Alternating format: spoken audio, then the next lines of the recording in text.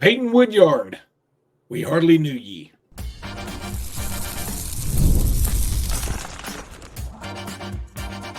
You are Locked On Bama, your daily podcast on the Alabama Crimson Tide, part of the Locked On Podcast Network, your team every day. Hey, everybody. Welcome back into Locked On Bama. Luke Robinson, that's me. Jimmy Stein, that's him. This episode is brought to you by FanDuel. I'll talk about FanDuel here in just a bit if I can talk anymore. And thanks for making this your first listen. Jimmy, we have decided to have an episode late Monday evening to go out Tuesday because there's been a lot happening, and not a lot of it's good when it comes to the football program, at least. Payton Woodyard, who had a nice 8A game,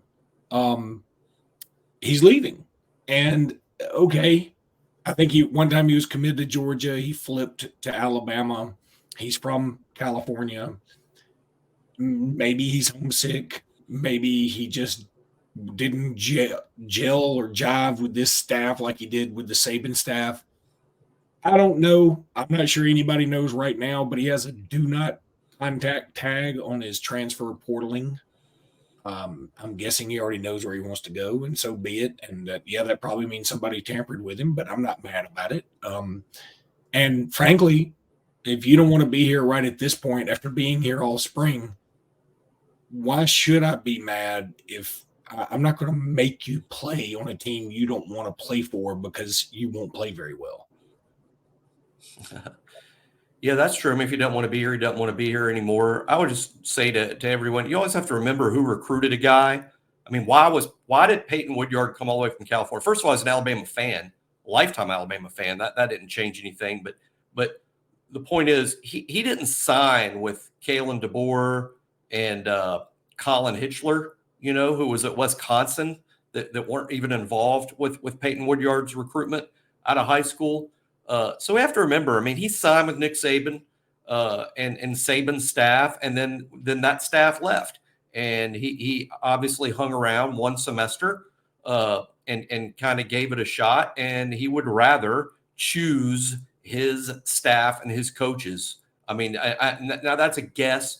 Like Luke said, it could be a homesick thing. I doubt it in the sense that I don't know that he's definitely going home to Southern California, but he might. He might.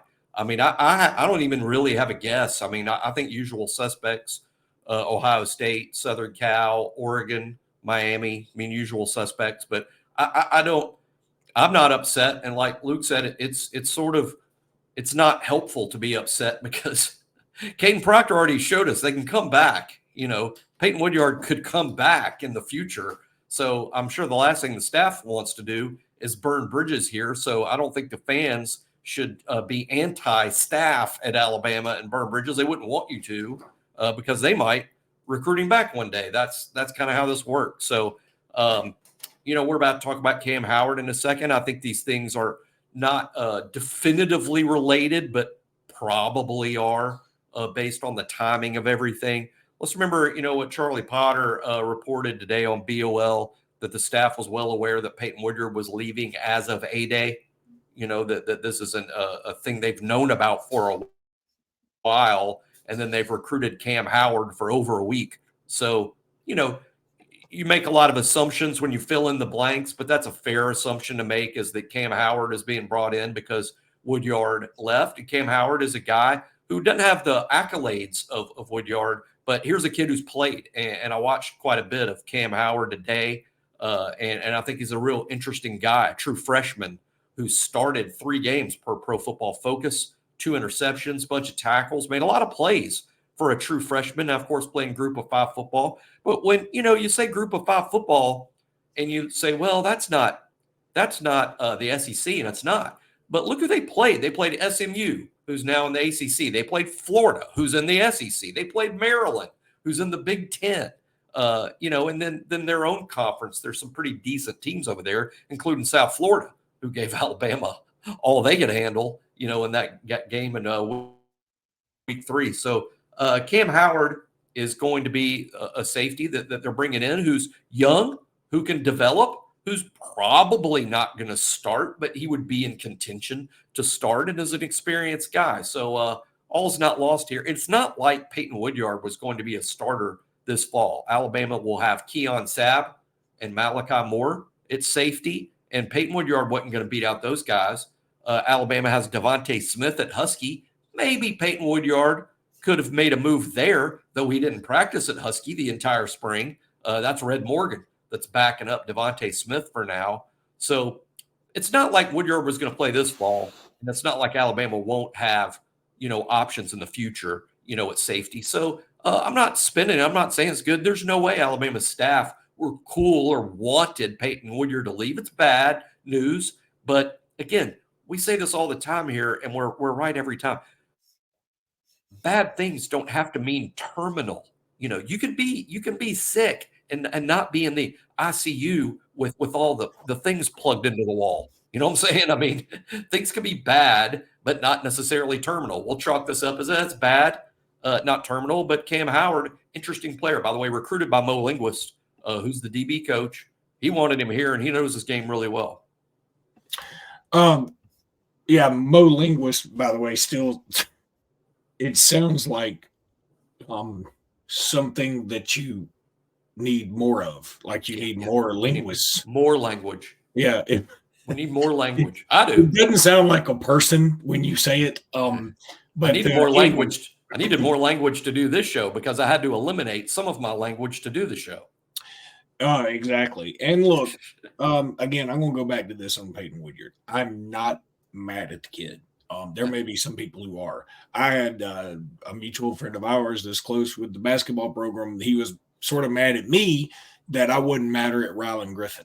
And he was like, you should be mad at him. I said, I'm not going to hate on the kid if he doesn't want to be here. I mean, it's like, if you're dating somebody and they keep giving you all the signs like, look, I just don't really think this is working out, but you just keep hanging around, it's not going to get better that way. You know what I mean? It's like they may stick with you because they're like, he's still buying my dinners. He still gives me a ride. He's still somebody to be with, but when something better comes along, they're going to ditch you. So what I'm saying is you're not going to get the full commitment that you need. And that, look, if Payton Woodyard is not bought in, do you really want him out there? It's not going to work. And yeah, I think it sucks. And I think it's a sign of the times that something like this happens. It's happened the other way. I'm sure Charlotte's like, yeah, it's a sign of the times y'all poached our safety. Yeah. Okay. Carolina. Yeah. Charlotte's having a worse day than Alabama is. Yeah. I mean, Charlotte lost one of their best players. This guy was going to be one of their headliners, and he's gone. Payton Woodyard wasn't even going to start for us. And, right. I'm not agreeing 100% with your pal there that told you should hate on Rylan a little more. I don't hate on any of them. Because they're kids and they're players and they have made no they have not broken promises they made to me. I'm not mad at any of them ever, but sorry about that. Came out of nowhere. But I do distinguish this, Luke. I do get more upset when starters leave Alabama. And Rylan was a starter. He would have been a starter if he came back. I mean, I know we were signing all these exciting people, but Rylan is a significant player. That's why Kansas took him. A national top 5 program took him because Rylan's one heck of a college basketball player. It's only going to get better. I get upset when starters leave because I'm like, what's the problem? I mean, really? I mean, you're starting at Alabama and you're leaving. So I get frustrated over that. I do not get frustrated over situations where a reserve player leaves for whatever reason, because he wasn't going to be a significant player this fall anyway.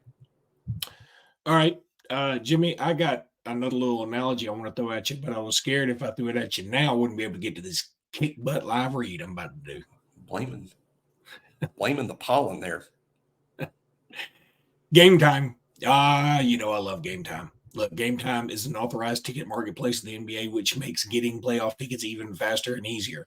Prices on the Gametime app actually go down the closer it gets to tip off. With killer last-minute deals, all-in prices, views from your seat, and the lowest price guarantee, Gametime takes the guesswork out of buying NBA tickets. Look, you can try those killer last-minute deals. Save up to 60% off buying last minute for sports, concerts, comedy, theater, whatever.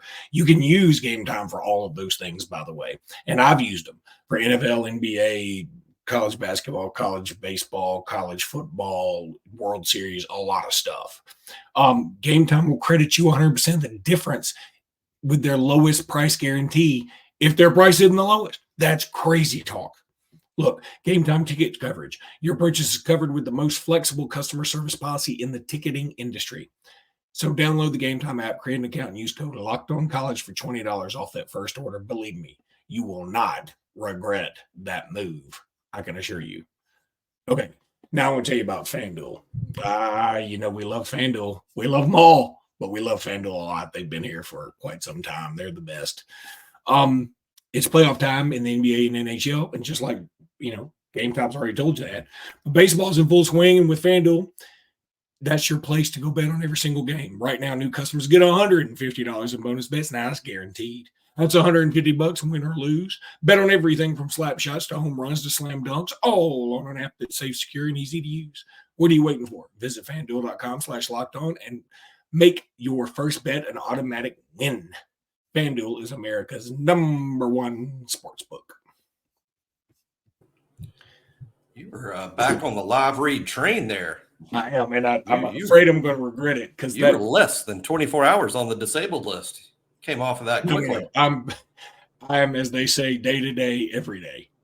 But as one Sports Center anchor, you Locked On headquarters was like, go back to the other guy for the reads. We don't know y'all's names. The first guy, the tall guy. The guy does the reads. The guy that was very enthusiastic for no apparent reason. Okay. I had an analogy I want to throw at you about this whole situation, about the transfer portal in general, and why I think this is. I'm not against people making a move if they're unhappy somewhere. I'm not against, somebody wanting to be closer to home or leaving a school because he thought he was going to play for one coach. I used to be a divorce lawyer. Yeah, why would I be upset about the transfer portal? But like divorce, made a whole career out of the transfer portal for a while. But like divorces, and I've been through one, they have consequences. Like if you make a commitment in a marriage and you get divorced, there are consequences. And that's why today I was talking to my brother and my dad at lunch, and I said, what's bothering me so much about all these protesters there? Bill Maher had a great line the other day. He said, I wonder if there's any coincidence that all these protests are happening right around finals time. I was like, yeah, that's kind of funny. But what's going to happen is all these protesters are out there, and pick whatever side you want. I'm not going to take a side on that because I don't want to get political. I have a side, but I'm not giving it. And you know what's going to happen? The schools aren't going to do anything. They're not going to suspend anybody or kick anybody out. And eventually it sounds like whatever debt they have is going to be forgiven anyway. So my question is this: exactly what consequences are they facing? And how are they ever going to learn? How are they ever going to learn that when you screw up, sometimes you pay a price? Now, that's how you grow. We always talk about in weightlifting. What do? You rip apart things so that they grow back bigger and better, right? You do that with the soil in farming. You have to tear some things down to build them back up. Nick Saban had to do that with the whole Alabama program. And my point is, on the transferring, when it's penalty free at any time and everybody's willy-nilly and just doing whatever they want to, there's never a consequence for any of your behavior. And if you don't ever have a consequence, well, I shouldn't say don't ever, because eventually you will have a consequence one way or the other. But if you learn about consequence early on in life, early enough, then you can learn how to manage consequence later or not have to face a certain consequence. And that's what I'm saying is we are teaching kids the first sign of struggle, get on with your bad self.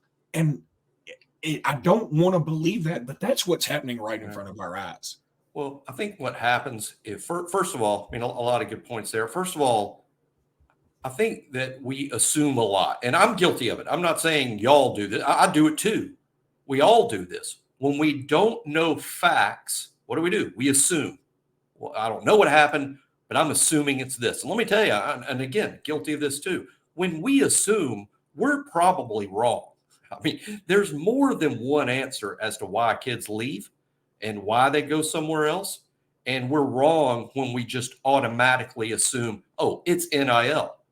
Well, maybe. Oh, it's playing time. Maybe. Oh, it's a girl. Maybe. Oh, and like I said with Payton Woodyard, I'm assuming, because I haven't been told yet. I think we will be at some point. I'll know more than I know right after it happens. But for now, I mean, I think, or I'm just along the lines of, he didn't sign with Kalen DeBoer and his staff. He signed to play for Nick Saban and Nick Saban's DB coaches, not the current staff. That doesn't mean he doesn't like them. Did here or didn't like it just means he didn't pick them. You got to remember, these guys' entire careers. Payton Woodyard believes, right or wrong, he believes he's going to be an NFL football player. So he's entrusting his career to these coaches, and a lot of kids feel like, I want to pick the coach that my career depends on. Okay, that's fair. That's fair for kids to feel that way, even if they're making a decision that we don't agree with. But no, I get that. Let me cut you off and say it is fair. I think that's right. And it's just like anything else. If you want to go individual basis, like go case by case by case, okay, you can say, yeah, his reasoning was his auntie was sick and she took care of him as a child. Or, there will be one that'll say, I miss my mom so much. She raised me as a single mother and she needs me there for support. Or my girlfriend's back there. Or I just love California more. There'll always be something, okay? And again, nobody's stopping him from transferring. And I'm not even pointing out at Payton Woodyard here. I'm saying the whole system has dissolved. And it's just like, yeah, some people probably should have their college debts dissolved. They should just go away. Some should, because some of them probably were almost predatory in the way that they were loaned the money and sold a dream that could just never materialize. There are also a lot of people who borrowed a bunch of money and partied a boatload and never just hit a lick at a snake. And then they expect, oh my God, I got all this debt. Well, yeah, it's the same kind of person who signs up for a credit card and then declares bankruptcy. I'm saying, I'm going big picture here. I'm going for the good of the sport. And while I think that we should come up with some kind of system where maybe you can transfer once, and here's the window. You can transfer after X and before Y, and that's it. This stuff where we have different windows and different times. And then somebody will say, well, if you're a regular student, you can do that. Guess what? Regular students don't get to eat filet mignon every day. And they don't have breakfast waiting for them. And they don't get to travel and get all these cool clothes and NIL deals. So there's a little bit of a sacrifice. I'm just saying, and speaking of consequence, now that we're on the topic, Elijah Pritchett needs one. I have no problem saying that. He needs to pay a price of some description. He got arrested again, and he was going 100 miles an hour. I don't know about that.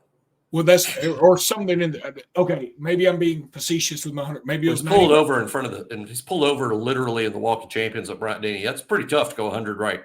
Okay, maybe 100. He was driving. Although the charge is nebulous, but I think the best way to describe it is that he was driving recklessly. Okay, people from the South know it's like when I go to a restaurant and order a Coke. The person knows I want a Coke Zero now. I mean, in the South, everything is a Coke. In the South, whenever somebody's going fast, you're going 100 miles an hour. I really wasn't. I was going 45 and a 30. Same thing. That's what I'm saying. He's in trouble again, and we all know he got arrested for the other thing a while back, and now he's arrested for this thing. And look, both of them, in the grand scheme of things, are quite minor. Both of them. I think the problem would be just pattern here, that it's been twice in 5 months or so. That's not good. Twice, a couple of times where maybe he's been a little reckless, literally both times. Now, I personally don't think a lot's going to come of this, but we're all new with Kalen DeBoer. I mean, we got used to how Nick Saban handled these things. And in my opinion, watching Nick do this for years, Pritchett would have been in trouble, and it would have been handled internally. And I don't think he would have missed a practice and not a game under Nick Saban. But there's a new sheriff in town, and we'll see how he handles even the most minor of things. And this is the bond was $300. So this is a very minor thing, but it's above a traffic ticket. People ought to not be confused by, well, he was speeding. No, he was arrested and taken to jail for the way he was operating his vehicle on the strip, which, as we all know, I live right now just a quarter mile from the strip. It's not a great place to drive recklessly because there's a lot of people at all hours of the day that can step out on that road, particularly coming out of bars. It's just a real reckless thing to do, to operate your vehicle in an unsafe manner in such a heavily populated area. And I believe this happened at like 10 o'clock at night on the strip, which makes it worse. It's dumb to do it at 9 a.m. on the strip, but at 10 o'clock on a Friday night, that's begging. It's begging for something far worse to happen. So I hope that these are lessons. Hey, because we've all made mistakes. This is a mistake. This isn't a felony. This is a mistake. And we've all made them of various kinds. And Elijah's young. And this is the time to make mistakes and learn from them. Hopefully he's learning now. And if this is what it takes, this is what it takes. But I don't personally guess. And it's all we'd have is a guess. I don't guess that this is going to cost him anything in terms of depth chart or playing time. I think it's going to cost him some time in study hall and some steps and maybe pushing the strength coach's car around the parking lot. None of those things are fun. And I just want some kind of consequence. I don't even have to know about it. I just want to know that something happened. Because here's the thing. What most Alabama fans are kind of pissed about is that we get to make fun of Georgia players' lists for driving recklessly when we do it too. Okay? Secondly, if I'm Elijah Pritchett and I'm smart, whoever his agent is, and I guess everybody has an agent now, I'd say find me an NIL deal with a bail bondsman. This is gold. This is a golden opportunity. So, all right. I got to tell everybody about Monopoly Go here. Monopoly Go. Okay, game off. We got to pause here and talk more about Monopoly Go. I know what you're saying. Flag on the play. You already talked about that. But there's so much good stuff in this game. In Monopoly Go, you can team up with friends for time tournaments where you work together to build up each other's boards. The more you win together, the more awesome prizes you unlock. And there's so much to get. Unique stickers you can trade with friends to complete albums for big prizes. Cool new playing pieces to travel the boards with. Hilarious emojis for taunting friends when you smash their buildings or heist their vaults. Plus, Monopoly Go feels new and exciting every single day with constantly changing tournaments and challenges. Look, there's just so much to love. There's always something fun to discover in Monopoly Go. So get off the bench and go download it now on Google Play or on the App Store. Game on, y'all.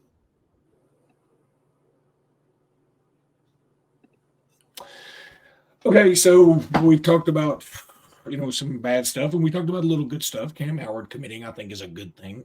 Look, there are going to be too many people that think that Alabama panicked and got Cam Howard out of the portal when Payton Woodyard, they feel like Payton Woodyard was leaving today, like he just made up his mind today. I think the staff knew this for a while, like you said earlier. And I think Cam Howard probably was in the works for a while. So I'm fine with this. If Caleb Odom were leaving, I'd be very upset. But we signed 2 group of 5 defensive backs literally a year ago, Jalen Key and Trey Amos, and that worked out pretty good.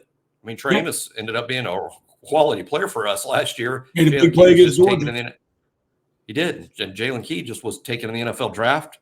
So it's not crazy to think that there's a group of 5 DBs out there that can help you. And here's a kid who started games and made plays as a true freshman in group of 5. So there's no reason to be down on Cam Howard, particularly. And like I said, right now, the projected starters at safety are Malachi Moore and Keon Sabb and with Devontae Smith at Husky. So that hasn't changed. And maybe Cam Howard can beat out one of those guys. Let's give him a shot. But if you can't, there'll probably be some openings for him the following season, and he's going to show up a true sophomore. So we'll see what happens. The Woodyard thing is a loss, no doubt. But again, it really more affects the future, and you got time to make up for that. It'd be worse if, God forbid, with just a day before the portal out, if Malachi hits the portal or Keon Sabb gets back in the portal. That would be far more impactful because those are guys we're going to count on to be in the starting lineup against Georgia in September. Not Woodyard. All right. The basketball program is on absolute fire right now.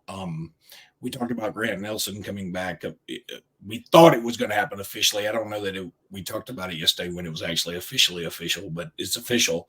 Grant Nelson's coming back, and that's big news. Still feel good about Mark Sears eventually deciding to come back. Cliff O has been on campus. In fact, I just saw somebody tweeted out a picture of him eating with Nate Oates at Chuck's in Tuscaloosa. So you got to feel like things are going pretty well there. We talked about a crystal ball. A good shot there.